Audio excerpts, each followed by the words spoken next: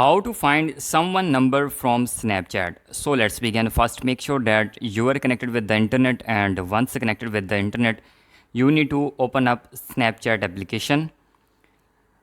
After opening the application, you need to click on the left corner.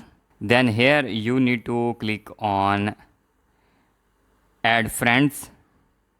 Then here you need to click on all contacts.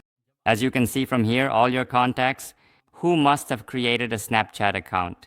Now, for example, I want to know the number of this person, so I will go back from here. After that, I will go to what is in my phone. After going to the phone, here is the My Contacts or Contacts option. You have to click on it. Then you have to click on the search bar, and from here you have to search the name of that person.